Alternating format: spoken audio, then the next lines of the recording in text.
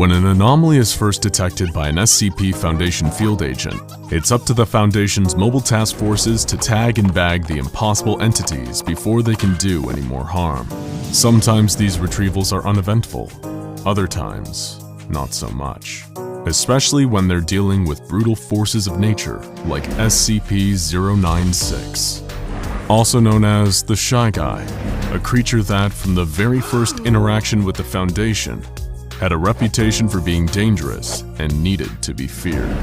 A series of vague sightings and mysterious disappearances up in the frosty mountains of the Yukon first sparked the Foundation's interest. When they were certain that they had an anomaly on their hands, two retrieval teams, Zulu 9A and Zulu 9B, were dispatched to secure and contain the entity. Zulu 9A took the lead in a heavy-duty chopper, equipped with 50 caliber GAU-19 heavy machine guns, and carrying an AT-4 anti-tank launcher. They were prepared for anything, or so they thought, as they established a visual on SCP-096 while 2 clicks away from the target.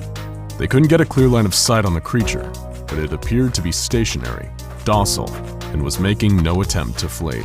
Piece of cake, right? Little did they know that SCP-096 was just looking away from them. If it was facing towards them, it'd be a whole different horror story, as Zulu 9A were about to find out. The team landed their helicopter next to the creature and were shocked to see that it was completely naked, in spite of the sub-zero temperatures all around them.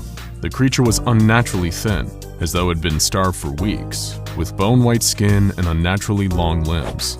The team guessed that the creature's arms must have been at least 1.5 meters long, but its docile nature and insubstantial body mass gave the impression that it wouldn't prove too difficult to contain.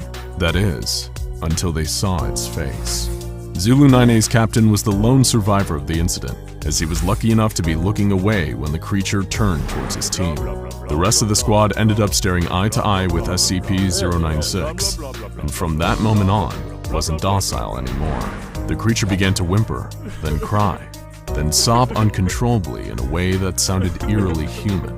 This sudden change in temperament startled the rest of Zulu 9A, and they opened fire on the creature. Under the hail of gunfire, SCP-096 entered a murderous frenzy and began tearing into the hapless squad of soldiers. While its flesh and organs did seem to take damage as a result of the barrage of 50 caliber rounds from the helicopter-mounted machine guns, its skeletal structure remained intact, and it continued its onslaught, tearing the team limb from limb, even after they'd blown practically all the flesh from the creature. The AT-4 anti-tank launcher proved equally ineffective at stopping SCP-096 while it was in attack mode.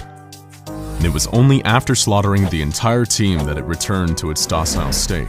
Nobody knows exactly what the creature did to Zulu 9A after the gunfire started, but no trace of the team was left behind. Zulu 9B touched down soon after, and with a grave warning from the captain not to look at the creature's face, they were finally able to subdue it. A bag was placed over SCP-096's face, which seemed to soothe it enough to move it to a nearby Foundation facility. Little did they know, they just obtained one of the deadliest SCPs of all time. And while it may have been under lock and key for now, it seemed inevitable that it would get out and cause more violence and chaos. Research and containment procedures for the SCP-096 were put under the command of Dr. Dan, a senior researcher at the site. It was his job to find out exactly what this being was capable of, and the more he tested, the more he realized that they were dealing with something truly terrifying. Disposable D-Class personnel were used to figure out exactly what it was that caused the creature to enter its attack mode. Just as it had during the initial retrieval mission, SCP-096 went berserk when any of the attending personnel saw its face. In this stage, it would enter a period of considerable and unstoppable distress for 1 to 2 minutes, covering its face and wailing loudly. When the period of distress ended, the creature would mercilessly slaughter every D-Class that had seen its face, and just like with Zulu 9A, no trace of their bodies would be left behind. Dr. Den was horrified and intrigued by this phenomenon. The creature killed anyone that saw its face directly, but could the same be said for indirect depictions of the creature's face, such as images and videos? Dr. Dan was desperate to find out. More D-Class personnel were brought in to test this, to frightening results.